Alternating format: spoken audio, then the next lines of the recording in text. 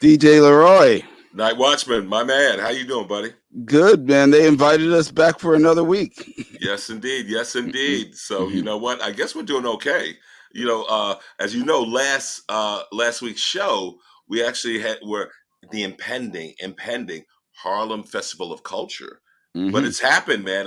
It was big. It was spectacular. So what do you think, man? Look forward to this being a regular occurrence. Yeah. All right, there you go. So, Night Watchman, you know that you are the head, the cannabis head. yeah, I went there. I resemble those remarks. So being that this is a particular show that you've curated, tell me. I'll let you do the intros. How about that? And I'll bring them out. All right. Well, let's start with our brother in arms, the Chief Equity Officer of the Office of Cannabis Management, Mr. Damian Fagan. Woo! Yeah. Good afternoon, guys. All right. How you doing, buddy? I'm good. How are you? Good.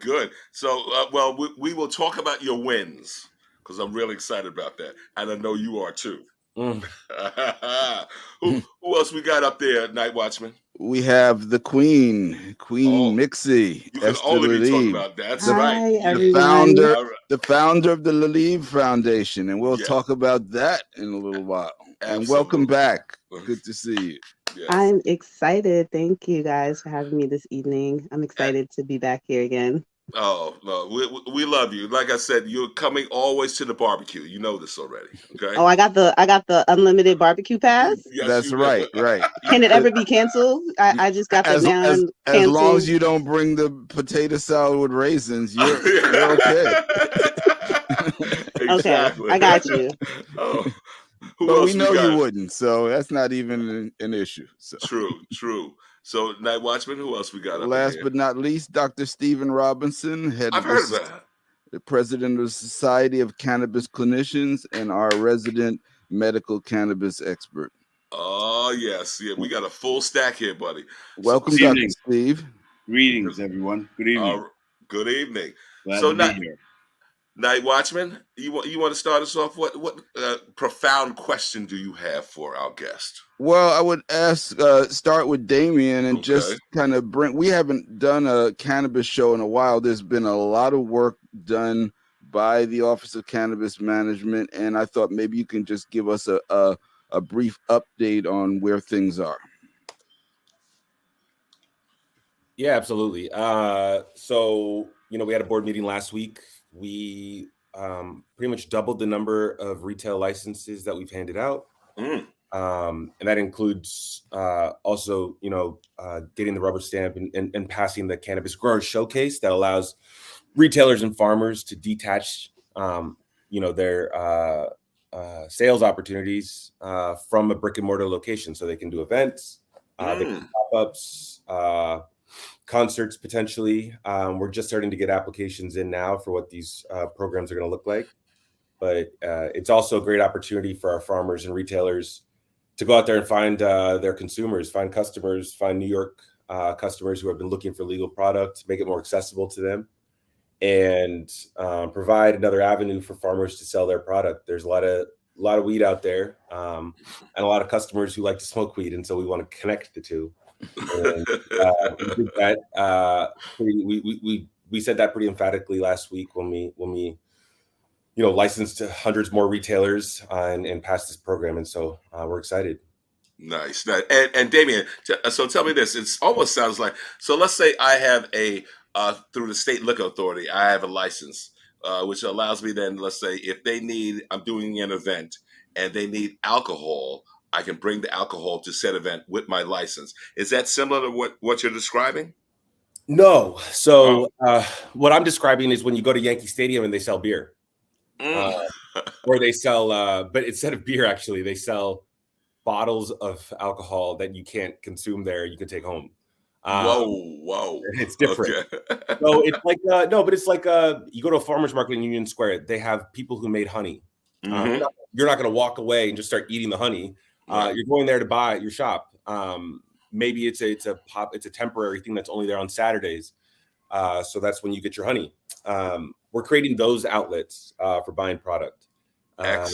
Ones that are temporary pop up, stuff like the night market in Harlem. There might be craft products that you don't usually get in like the store. Yep. But what you're describing, I think, is a really interesting next phase of our licensing for on-site consumption. I do think it's helpful for people to think anywhere you can do this with liquor and alcohol and get these temporary permits, we will be doing with cannabis. So that is, potentially vendors at weddings, pop-up consumption at concerts, movie theaters, yoga studios. Like when we come up with on-site consumption, we expect a lot more flexibility in where these events are and how they're consuming cannabis. Beautiful. Wow, that sounds great. Yes, indeed. So education. Queen Mixie, what have you been doing? Tell us. I have still been on the streets doing education. I was actually in Harlem last week. A local community person had invited us to Clinton Day, and it was amazing. And it's still very jarring of how much people either have still misinformation or not enough education. A lot of resources that I had started adding additionally is a lot of business enterprise resources. I've been getting a lot of questions of like, how do I do this? How do I onboard effectively? And that's actually my daytime background is in finance and compliance and HR. So I realized through doing payroll for a lot of big companies, nonprofits, corporations, that people don't even know the basics about payroll. You'll be surprised how many people don't know what half the stuff is on their check, or what a flexible spending account is, or all these different type of benefits. So it's another lane that I end up finding and getting a lot of questions for, because it's not something that you could just pick up automatically, especially in New York with compliance stuff. I've worked and ran a Rite Aid pharmacy, so that is very compliance heavy because I have a pharmacy and I have an actual retail location in the same space. So it's a lot of things that you just learn on the fly, working with FDNY, working with NYPD, working with the community. So I've been able to be a resource in that capacity and being able to support some of the people getting into the cannabis industry. And do tell, folks still thinking this is the devil's weed, the devil's harvest? I mean, come on. There's a lot more confusion than that. Some people don't know even the basics. A few weeks ago, I actually did a workshop with ACS and CPS, and it was really great. I like that they've been taking the initiative to do the cannabis poisoning workshop. Wow. And the goal was to actually figure out where is the barriers for parents and educators and CPS and ACS and all these different agencies were allowed to come into it. But then the next part was, what are some solutions we can move forward? And I think that was really a great way of seeing the initiatives from like agencies where we know ACS and CPS impacted us in cannabis a lot, and actually talking with them and curating them and hearing stories from people who had that experience or still going through that experience with CPS. I've been working with some schools, and a lot is going on. A lot of schools are taking the route of calling CPS on parents if kids are getting cannabis in the school, and the parents are like, well, they're happening in the school, and there's this weird middle space that we are in where no one wants to take the blame, but it's causing harm in a different way. So I've just been trying to continue to be proactive in that way and making sure that there's solutions before reactions first. Wow, incredible. I can't believe that, because we certainly do know that is not happening in legal dispensaries. But, this is when someone messes up, everyone is blamed. I don't want to say it's legal dispensaries itself. I think it's still a lot of confusions. Like there's still a lot of confusions in the neighborhoods of what legal dispensaries and what illegal dispensaries are. And I try to make sure that distinction is happening in the conversation. And then also picking apart like the different conversations. You know, they put vaping, they put K2, they put synthetic weed all in the same bucket. And I was like, we have to start talking about it in the boxes that they are in.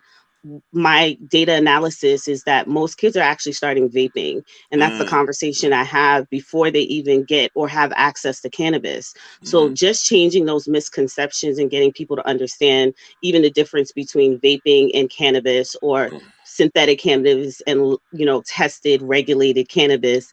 It's still a very hard distinction, but I'm excited, especially because I'm going to start partnering with some community NYPD and starting to talk even more in depth about those things, because the biggest complaints they're hearing from the schools is around that, and they're really frantic right now. And there's an opportunity before the school year of trying to make an action plan and starting to figure out how do we start working towards distinct, you know, giving resources to the students and figuring out, giving resources to the guidance counselors, giving resources to the parents, which has been the biggest issue that all the agencies have been having right now.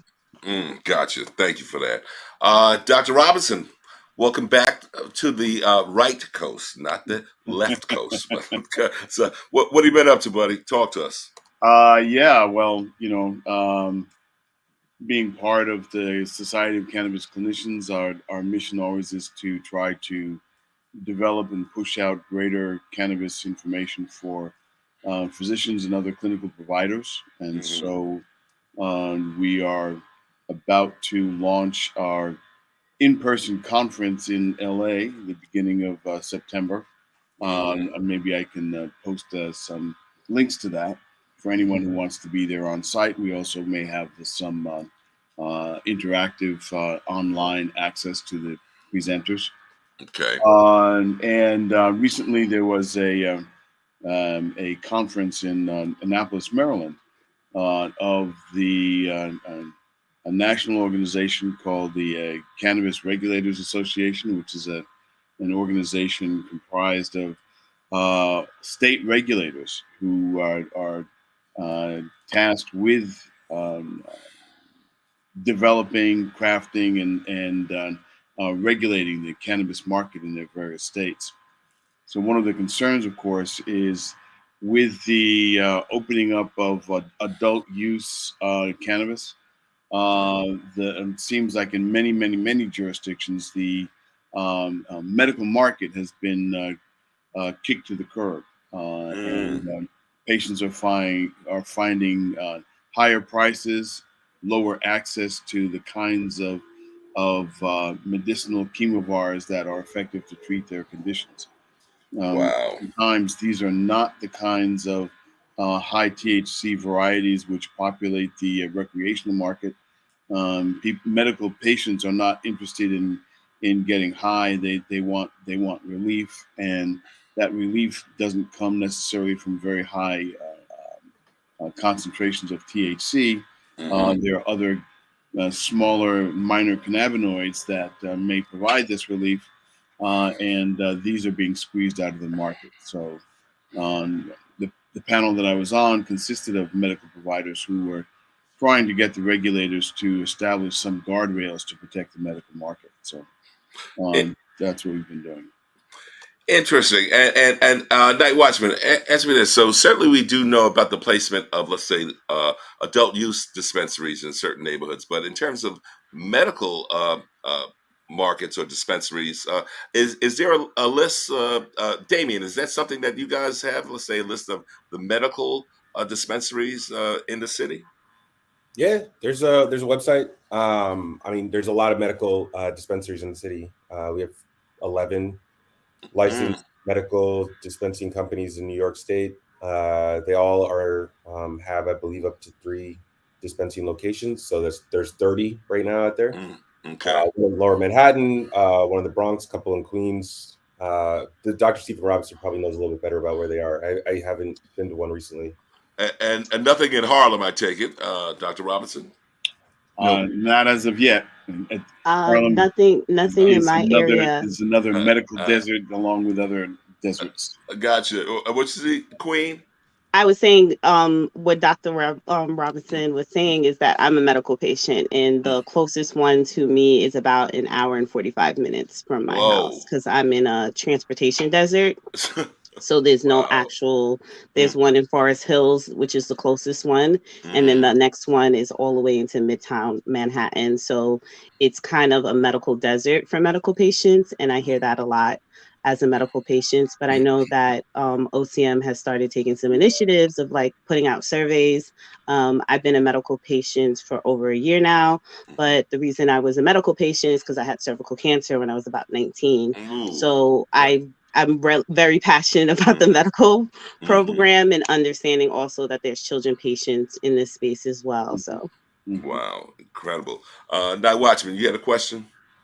No, I mean we're dealing with an issue that's kind of I don't want to use the word legacy, but obviously the program, medical cannabis was first introduced before the adult use, and we know about those registered organizations, and there's always been an issue that they have not opened up sufficiently in some of the communities of color that have always had an issue around cannabis. And but I guess I would ask Damien if there's any development in terms of expansion of the policy for medical cannabis in New York, or are we hearing any kind of discussion about that?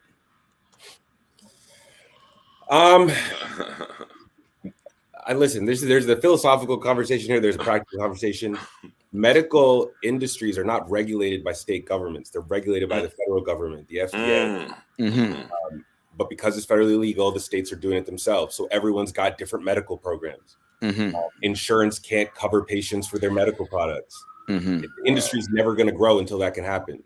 There's no profitability in selling prescription medicine outside of insurance.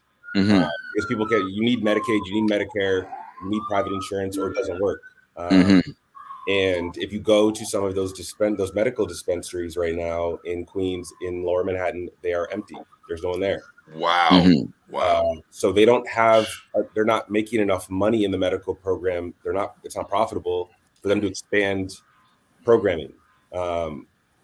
That's just a fact. It's a fact in every state. And so it's not necessarily the state's fault. It's not these operators' fault. The model is incredibly challenging to make work.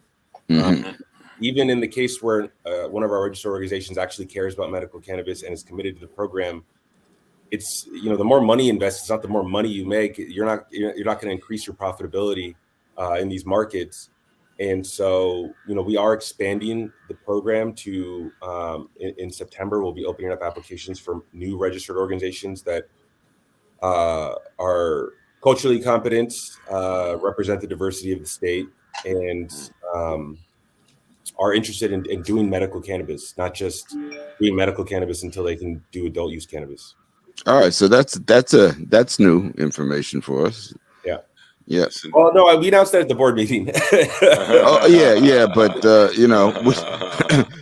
we don't all watch every board meeting. I got kind of board meeting out, but that's why we have why we appreciate you coming on to share these stuff, because it's a lot.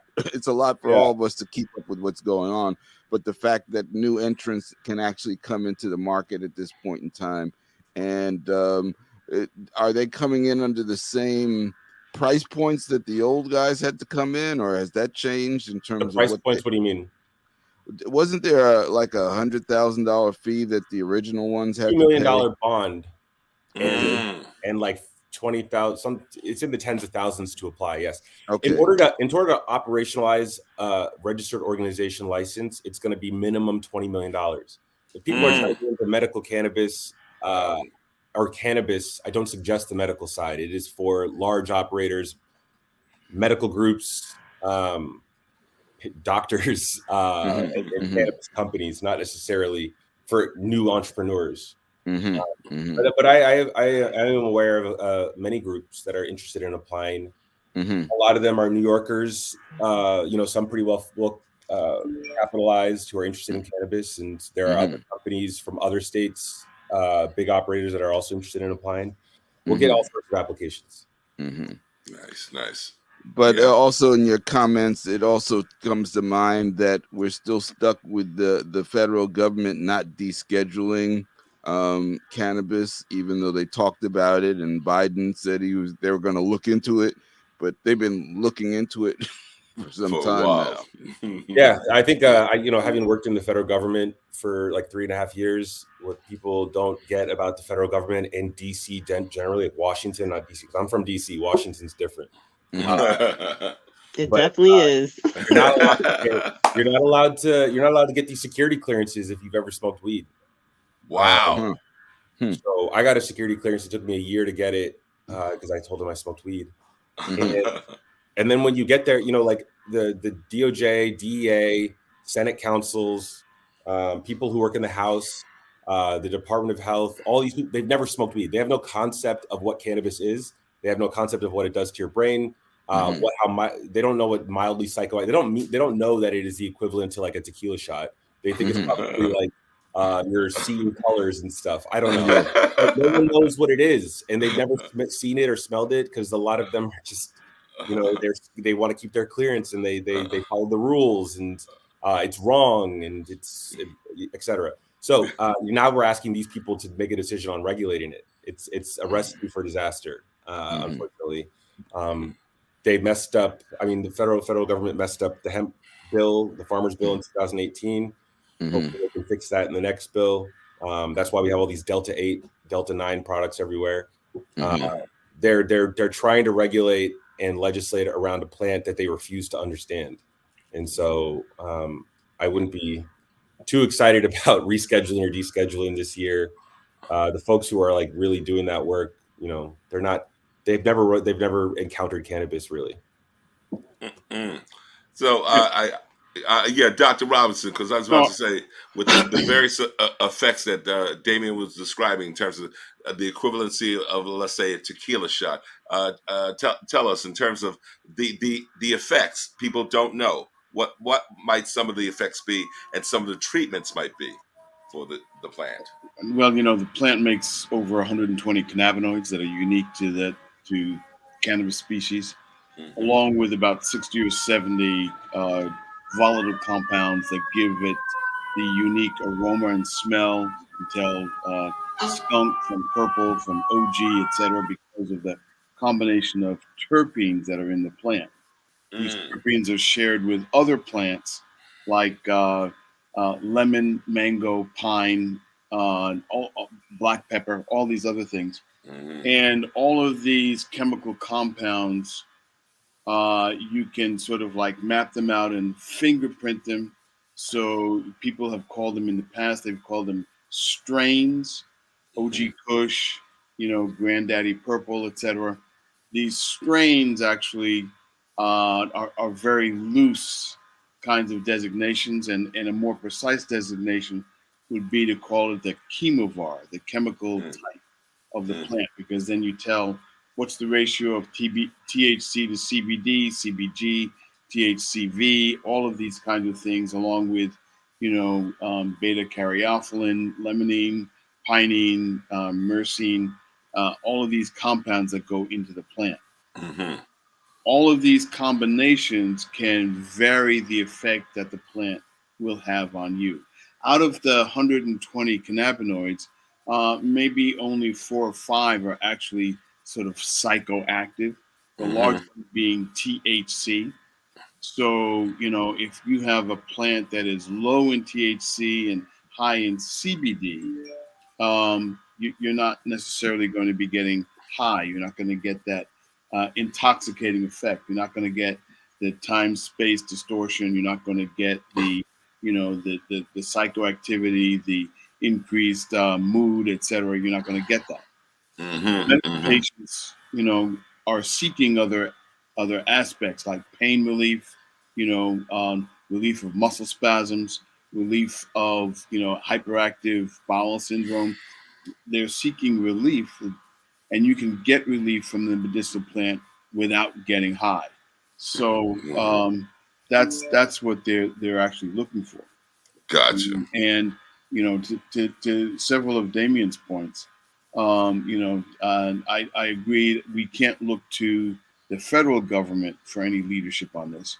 I think the leadership does have to come from the states, as it did when back in 1996, when California was the first state to legalize medicinal cannabis, and that was the shot heard around the world. Everybody then started to really open up, and the crack in the monolith began. It was also coincided with scientific advances that actually led to the discovery of a unique physiologic system that exists in people, as well as primates and the animal system, all the way down to invertebrates, the endocannabinoid system. And we know that this is a vast homeostatic system that exists in our body to help try to maintain and restore balance. So this is why, for example, in what was discovered in a quote unquote strain called Charlotte's Web, which was a variety of cannabis that had a high CBD content, was so effective in reducing the frequency of seizures in children who had particular genetic diseases, Dravet syndrome, that caused them to have hundreds of seizures a day. And they found out that using this strain, this would absolutely significantly reduce and sometimes eliminate the kinds of seizures that these patients were experiencing when nothing else would work. Wow. And now we have a company out in Great Britain, GW Pharma, which has taken the plant, extracted the chemical CBD, repackaged it, put it through FDA trials, and now it's available as a prescription medication for treating a seizure disorder, which had been discovered, by a couple of people in Colorado, and where a lot of patients had become quote unquote medical refugees because they had to leave their prohibition states to go to Colorado to get the medication that worked for their children. Gotcha. And you know what? On that note, and speaking to you, Queen, as a cancer survivor, in terms of treatment, when getting your medicine, what was there this discussion about, let's say, the levels of THC as opposed to CBD? Yeah, I'm not a high THC person. I'm like maybe 5, just 5. I just need. I usually do 2-for-1 CBD to THC when I do take my medication. This is where the education comes, because when I speak to individuals or parents, I let them know about my experience of like going to a medical facility, meeting with the pharmacist, talking about the different levels of my medication, what works for me, what doesn't work for me. So those things are really important, but there's this, I don't know what to call it at this point. There's just like misillusion that everything is just, I don't know. It's really, it's still shocking. I'm not sure. I mean, it's still crazy that that's the idea, that they only connect it with smoking. They don't connect it to any medical form. They don't connect it to tinctures. They don't connect it to rubs. They don't, a lot of our communities and neighborhoods don't associate it. And I think some of the impact that cannabis had in their neighborhoods, or the even afterwards of like, certain funding not going in their neighborhoods or different stuff, is just so deeply rooted that it's just so hard for people to even connect that this can actually do something that's beneficial or help people like me who are medical patients or other medical patients in this space. So for me, it's like I try to dispel that illusion of what it is as much as I can, because sometimes the theories people, and it's funny because like we did like a survey about 5,000 seniors in New York, a lot of them do want to become medical patients, but their doctors are not even willing to have a conversation with them. They don't know where the resources are. I know people who have expired medical cards and don't even know how to renew their cards anymore, or they're worried or feared at this point. It's just a lot of different things that needs to be debunked still, but I'm happy and looking forward. I see the initiatives that OCM are taking, and even seeing the RFP going out for banking is another thing. And it's slow progress, but the prohibition of alcohol went through the same thing, and that's what I tell most people. It's going to take time to get it to where it needs to be at, and I'm always about patience and grace in this space. Excellent. And you know what I got to say? So, Queen, that Dr. Robinson knows when Bob and we were all hanging out with him, and I just mentioned that. Remember, I had hip surgery, and so no pharmacy in Northern Manhattan had OxyContin available. So instead, I had a edible, 5%, and I was fine. You know, it was beautiful. Who knew? I didn't know that. That was like my first time actually doing that to treat this particular pain that was in my head. But I definitely see what you say in terms of, let's say, keeping the psychotropic part down, as opposed to really getting the benefits of the pain relief and management. So. Not Uh, only that, mhm. there's a shortage of medication, certain medications going on where cannabis can be a solution, but that's not even being a discussion. Like you were saying, when I have friends who have medications for some of their anxiety that have been out of stock for months, and doctors are not even willing to have a conversation about CBD or anything with them to find an alternate. They rather just figure out different higher doses prescriptions to push to them. So that's something I just want to start seeing slowly change in the medical spaces, because I speak to a lot of people and they do want to know the options of cannabis on a medical side, but they're not even they're not even entertaining the discussion with a lot of patients. Wow, incredible.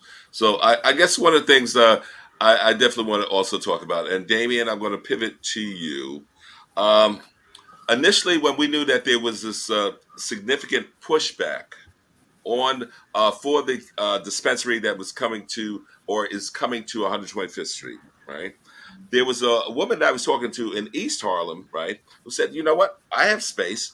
I would love to see this particular business come to my commercial space."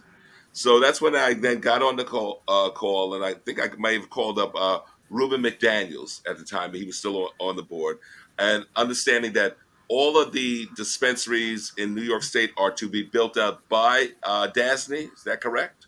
All of them? Uh, uh, uh, or no? Or tell me, are there certain prescribed ones that Yeah, will be no, built? the card program is just the first program we're launching. We're gonna have a lot more dispensary license outside of that program in October, November, and then Okay. we're gonna do it again next year. New York, there's 3,000 liquor stores in New York, and so on the adult use side, we'll be seeing upwards of 2,000, 1,500 adult use dispensaries in the next 3 years. A very small percentage of that, less than 5%, will be in the card program, maybe 10%. So um, the, the East Harlem 125th Street difference here is that we started with justice impacted entrepreneurs. That location on 125th Street would normally go to a large corporation because they're the Wow. only ones who could afford to make the deal with the landlord, pay the six-month security deposit when some of these Manhattan locations are like $30,000 a month. Like, it's not Wow. viable for someone who's an entrepreneur from Harlem who wants to get going, who's arrested for cannabis. And so what DASD and CBRE did is they locked up. I mean, they went after the locations that normally go first to companies.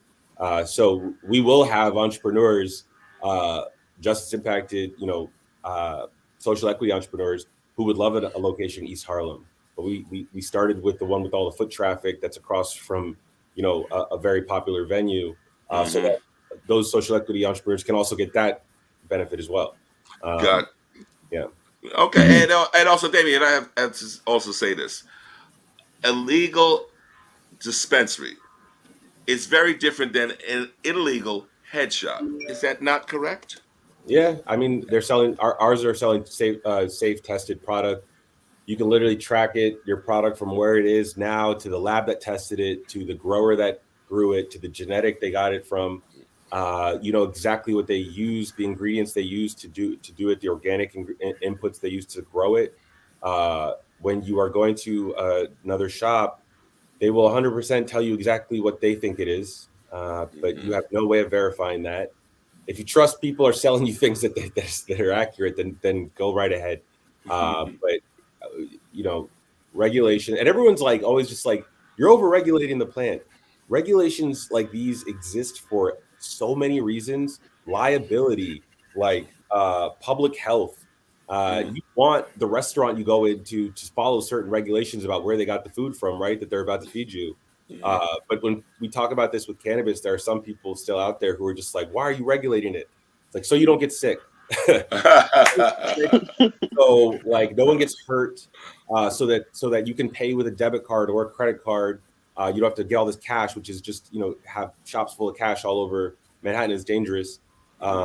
There's just like hundreds of reasons, and we were just under prohibition for so long that people are having trouble wrapping their head around it, not understanding that there are, you know, thousands of laws and rules that allow you to drink, go to a Safeway and buy milk and drink milk and not get sick. Like there's just so many rules along that supply chain that ensure that it's going to be, it's not going to be damaging to your health.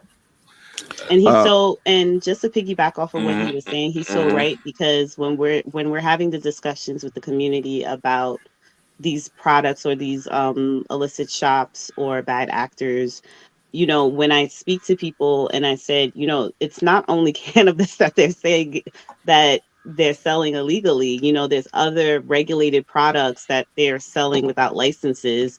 And I have to agree with you, Damien. There's such a disconnect of like what compliance or regulations that happen with everyday products that has to happen. And I think me working in like a pharmacy and all these different things, I originally went to school for pharmaceutical manufacturing, and people just really just don't understand like all the things that are put into every product we're using, the liability, the if someone gets an allergic reaction, warnings, all these things on everyday products, that it's still just mind-boggling that people are just so disconnected to the idea of some type of regulation around the plant. Absolutely. And so Queen. Well, wait. Go ahead, So, just following on this, the other issue that we see is some of the issues that were brought up against the people who are pushing back against the 125th Street dispensary, and I want to hasten to say that whether we agree or disagree with them, they're community members, and the concerns they have are concerns that are legitimate concerns that should be answered. But I think what we've seen, now that we actually have shops open, we can see that a lot of those concerns have been met by the regulations that the OCM have provided. And I would say, example of this is, we had Arena from Union Square Travel Agency on the show earlier in the year, and as a result of that, I also got a chance to not only see their operation but see the back behind the operation, and I was really, really impressed by all of the controls that are regulated through the OCM that prevent things such as no minors are going into a regulated store and buying weed. That's not going to happen. And so one of the first concerns about, exposure to the children, it's not happening in the regulated stores, but it is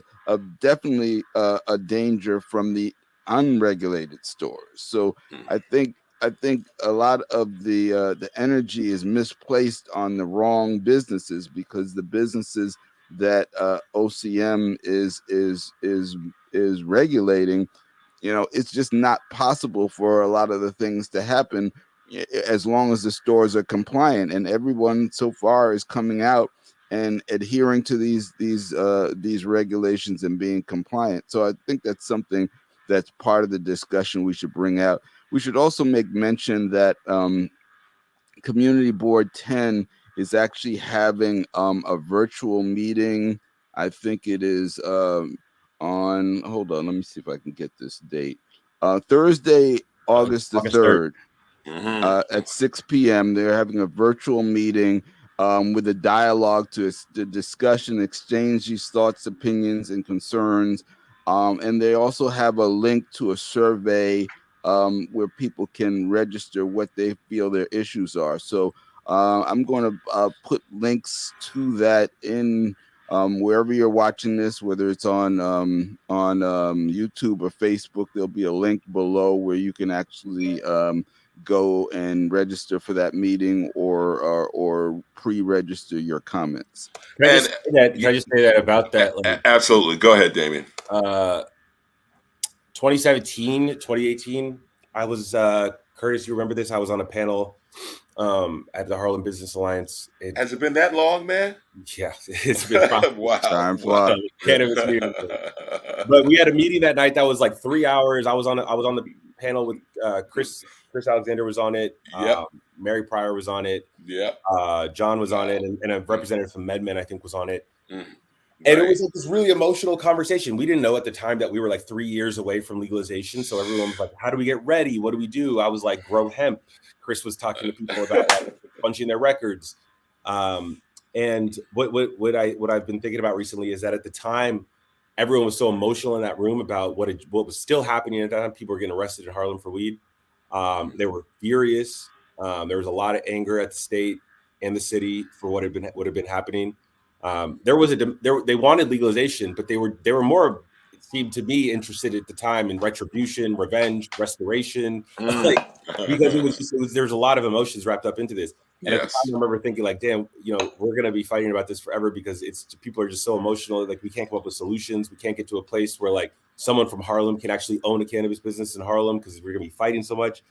Here we are, 5 years later, Chris is in charge of the agency. And we are literally bringing a dispensary to Harlem owned by someone from Harlem, Black and Hispanic group from Harlem, with the public school in Harlem, raised their kids in Harlem. And now they're they're planning to open a store on 125th Street.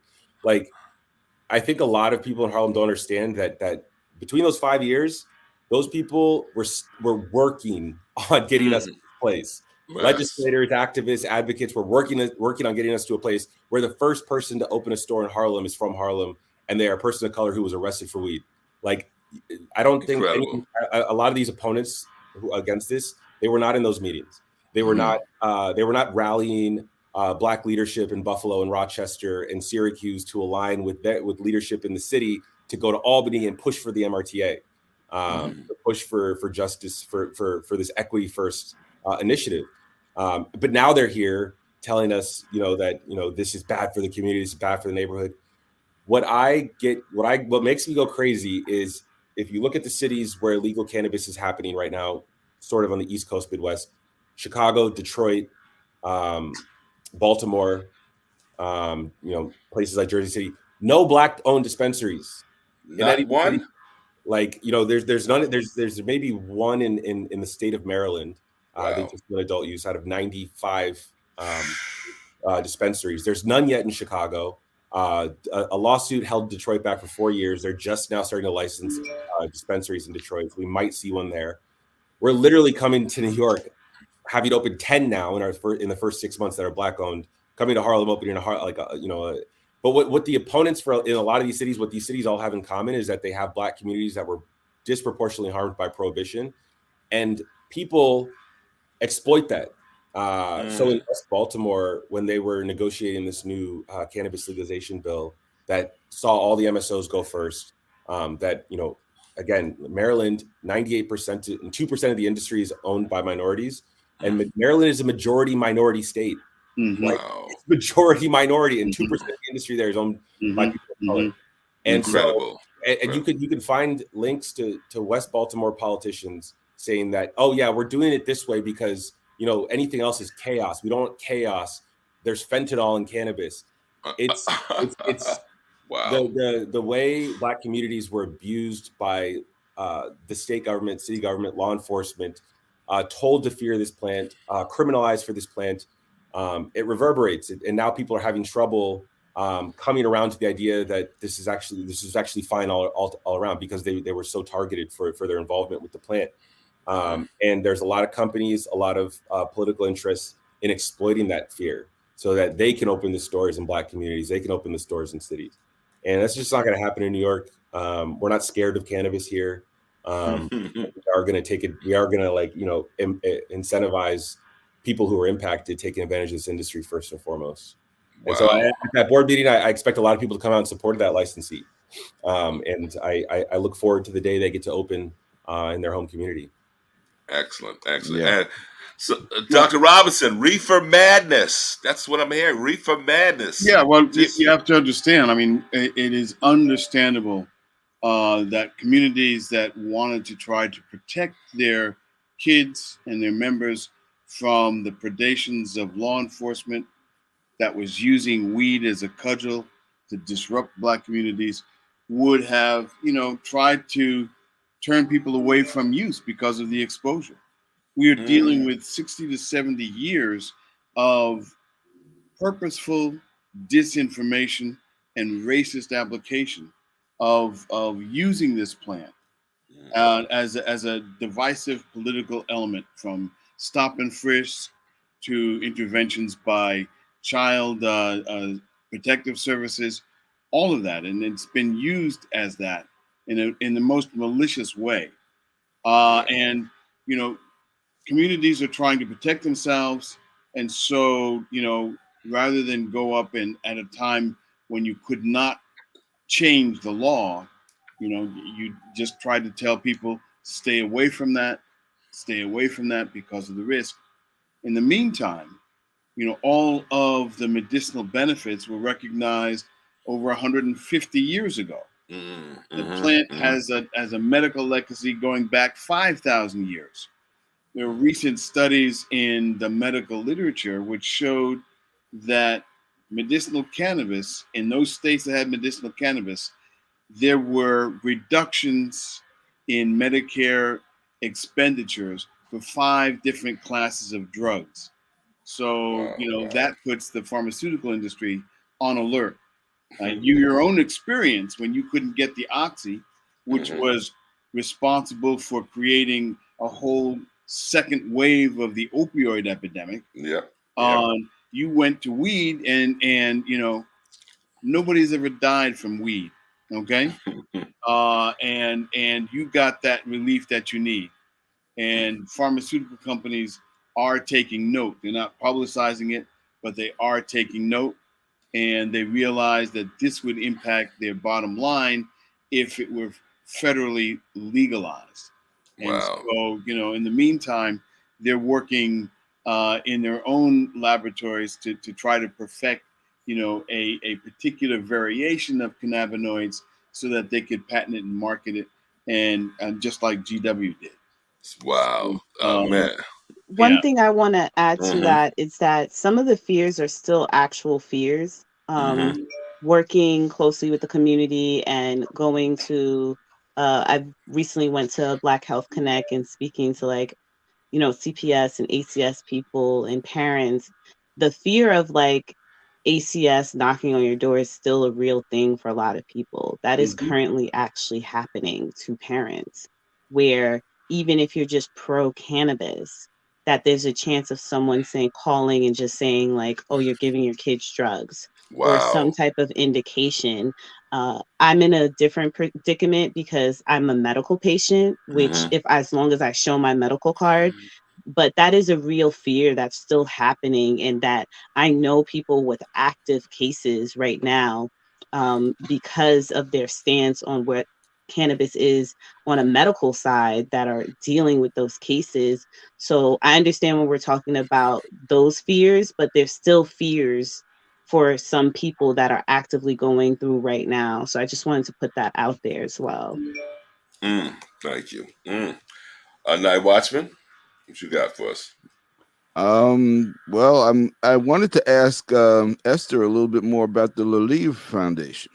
Go ahead, Esther. Oh, Oh, the Lilia Foundation was like 3 years ago. So it was an initiative that I took. My dad was in the beginning of the COVID pandemic. My dad got really sick for like 8 days in the hospital. Thank God he was in my sister's hospital, so we had a little more support in there. But I have been doing back to school drives and resources since 2021. So what we've been doing is that I was thinking about me. I'm a daddy's girl. So I was like, oh my gosh, what happened with my dad gone? And then thought about all the other kids in this space that we have a lot of kids that are in very heavy shelters right now, post-pandemic. Now we also have asylum children that are in this space that just don't have enough resources. So one of the things that I've been able to do was provide hygiene kits, different back to school supplies. And last year we got to partner with Angela Yee and the Barclay Center to do a bigger, more push to give out resources in Brooklyn. And this year I'm going to be doing the same thing with them, and then working with City OSE office and hopefully trying to come in Harlem as well. There's a lot of things going on with these kids, and the reason why I'm even taking more of an initiative is because I recently did a New York Times interview on Twitter with teens that actually did an investigation piece around cannabis and the illegal shops. Wow. And one of the things that have been profound is like when they interviewed other peers that were taking cannabis, they said, well, I need this to function throughout the day. And the question around why do these kids, instead of the cannabis part that everyone keeps focusing, no one's addressing why they feel like they need to take cannabis, whether it's legal or illegal, because there are medical patients in this space. So I always try to have respect for that. But why are they taking it? Where are the resources? We don't have rec centers anymore. We don't have PAL buildings in my neighborhood. Most of the after school programs are too expensive for more parents. And now even more, I have a teen myself. They go to the mall and they're told that they can't be in the mall past a certain time without a parent. They can't go to any plazas. And then everyone's sitting here, all the kids are in the street, they're consuming this, they're doing that. And I'm all here like, when do they even have an opportunity to even talk to each other? You know, the school systems are not even set up for them to be socially interactive, because as soon as they get in, it's quiet. You're making too much noise. Sit down, quiet lunch. And then after school, they're like, get out of here, go home. And there's no actual places where I work as my daytime job. Shops have actually removed chairs so that kids, even if they're paying patrons, that they don't want them in the facility. They want them to take their food and go. So when we're talking in conjunction, I felt like I can start helping with the other part of the resource sides of talking to kids, giving them art therapy, giving them resources. Some kids don't have enough hygiene products, but they're timid in saying that. And I saw that during the pandemic, where I saw a lot of parents who didn't want to tell the school that they didn't have a laptop for their kids. So they just let their kids just run without a laptop or share a phone with their siblings, because the embarrassment of not having internet or not having a laptop to school was too much. So they rather shelter. So if you just open a family friendly day and offer resources, it makes it a little more easier for people who are in shelters or people who are just coming in and confused in a new place. So I've been doing that work, and it's great to be continuing that work as well. Thank you for that, Queen, for sure. So we got a couple of quick questions for Damien in terms of upcoming things on the calendar.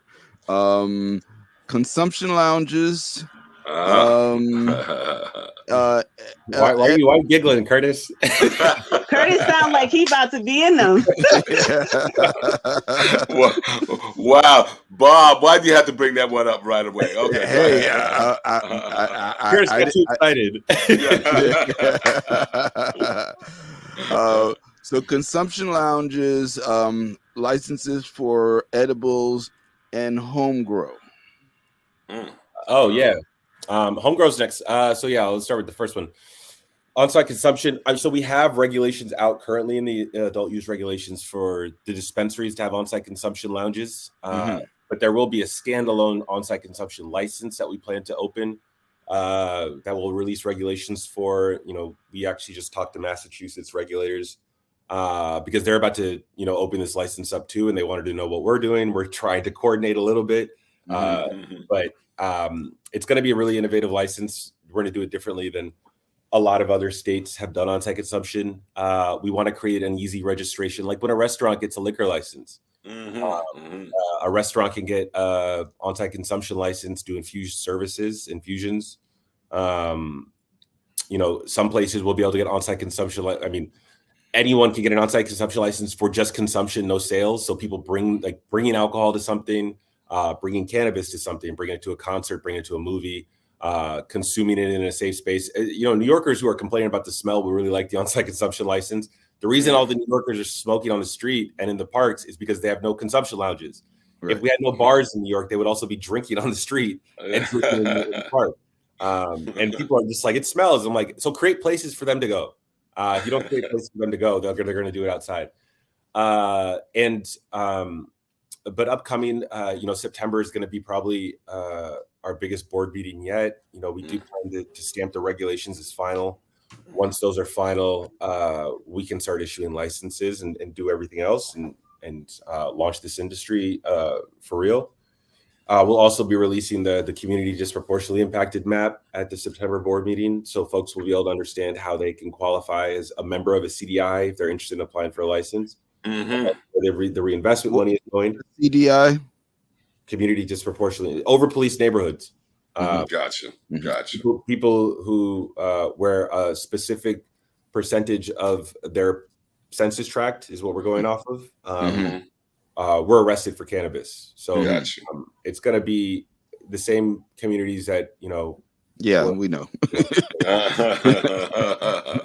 But it's the first time in the state's history that you'll see where they happened all over the state. So not just New York City. Right. We're going to show the same things were happening in Syracuse, Buffalo, Rochester, Albany, Long Island, Nassau and Suffolk County police were very much targeting Black residents as well. And so you'll be able to see, where those arrests happened, how they kind of tracked gentrification in Brooklyn. You can see the arrest moving east as people were moving in. Really horrific stuff. And I hope it does start a conversation about why we're doing this. Because I think a lot of people forget, because it's been so long since the MRTA was passed, that the CDI, when the CDI back comes out, we've already released all the arrest data in New York State history going back to the 1980s. Barely anyone reported on it. No one's ever seen that data, and no one ever really looked at it. It's in the social equity report. I think a lot of people are just like, oh, we get it. No, you don't. It's 5 decades of prohibition, generations of families, parents taken away from their kids. Like, we're going to keep doing this work. The CDI map is going to illustrate why we're doing it, and I hope people remember that. Excellent. Well, when you're ready to release that, let's definitely do a specific show on that. Let's have all the apps and graphics and we would be ready to do a deep dive with you guys on that data.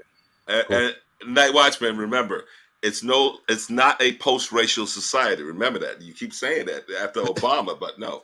I keep saying that. I think you better check the tape, my friend. Is that data that you're going to come out with a report? Will that also detail interventions from Child Services Department because of cannabis? And no, it's just arrest. It's arrest data. Arrest. Yeah, we were able to get just arrest data. So getting data from state government agencies, from federal government, it's hard. They don't share data like that. And so even getting this data was incredibly difficult, and it took us 8 months to clean and straighten up. So, Night Watchman, you better get us on that lightning round. Go ahead, buddy. Well, yeah, we're coming to the end. So let's give everybody a chance to just have some closing statements. Let's start with the Queen, Esther. Yes. Oh, me first? Oh, okay. Well, they can follow me on LinkedIn. I'm excited. I'm going to be doing some more business assistance with cannabis, especially with like loan packaging and supporting the cannabis industry. Also partnering with ACS and a lot of the city agencies to continue education. If anybody wants to see, August will be a full day. You either see me at back to school or you'll probably see me at a workshop doing some works around compliance and onboarding, how to fire. So I'm excited and thank you always for having me, guys. Yay, Queen. Dr. Robinson. Well, we will continue our work to trying to increase the availability of solid medical and scientific information, putting it in the hands of clinicians and patients. But we can't forget that this movement, in addition to having some, restoring the medical value to cannabis, is also a social justice issue in this country. And for 70 years, it's been used to disrupt communities that are now, it's getting that attention. And I'm glad that OCM and the Office of Equity is looking at that. And I think it should be looked at systematically, not only from arrests, but also every way in which cannabis has been used to disrupt communities of color, including intervention from child services, and getting the record from that as well. Okay, thank you for that. Damien, take us home, buddy. Yeah, I'll just say thanks for having me. Great to see everybody again. I'll definitely come back to talk everything. But what I would say is that, especially for the people of Harlem, the next 6 months are going to look a lot crazier in cannabis than they have been, just because we're opening up licensing. And there are a lot of people outside of New York and inside New York who have a vested interest in this not working, and they're going to try to divide and conquer in a lot of very unfortunate ways. They're going to be there's going to be carpetbagging. There's going to be people getting paid to say things that they don't know about. There's going to be lawsuits.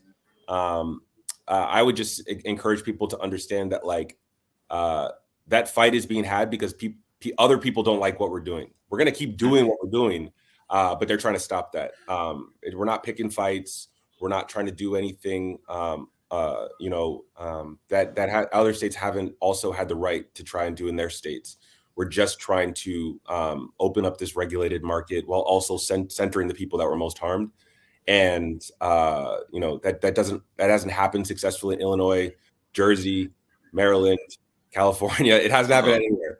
And so a lot of people don't want it to happen, because once it happens, that's an example of how to do it. And it can be replicated nationwide and in other countries.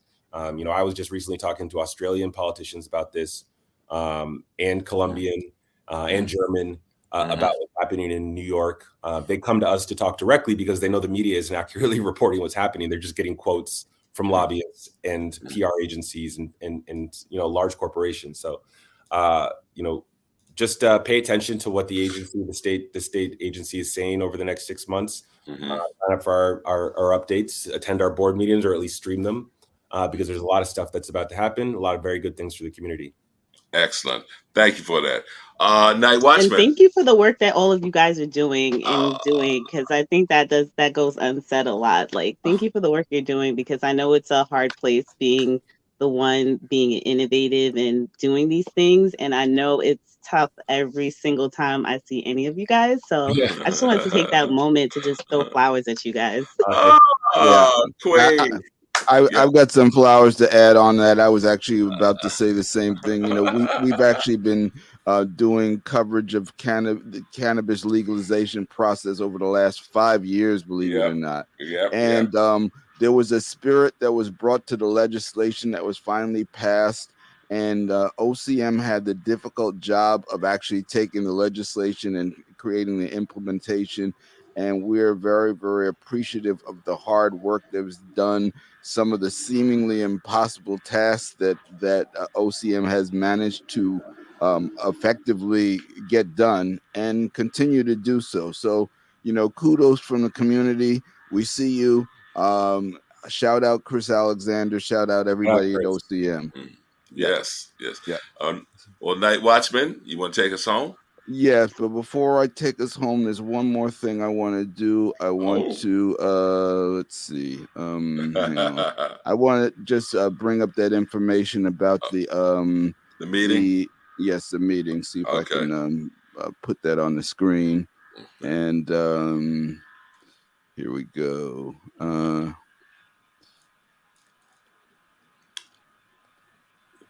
You know you're my technical guru now. What's going on, buddy? Yeah, well, And shout out to Community Board 10 while you're doing that, because especially Charles Johnson, because he definitely has pushed having the conversations. I know he tried at least 7 months just for me to do a workshop with Community Board 10. And then from there, we were doing a lot of educational workshops. And I see that continuing going on. So I know there's still a lot of resistance, but it's good to know that there's people taking the initiative to make sure the right education is going out. So even though he's not here, shout out to Charles. Charles. That's right. We miss you, buddy. So remember that meeting is Thursday, August 3rd at 6 p.m. Look in the comments below for direct links. And other than that, I will remind you that you've been listening to Soul Lounge. Uh-oh. Did we just lose? I hit the wrong button. You called me a guru, and then everything went to hell. So. Yeah, and you hit it twice, I see. But anyway, go ahead. Anyway, no hands. You can listen to Soul Lounge Primetime on WHCR 90.3 FM, the voice of Harlem. Also live streaming on YouTube and Facebook. You can find us on all your favorite podcast platforms. Ask Alexa, ask Siri about the latest Soul Lounge Primetime show. And we're always here on Monday evenings, and we hope to see you back again next Monday for another great show. And thank you for our guests for enlightening us. Yes, indeed. All right. Okay. Thank you, guys. Okay. All right.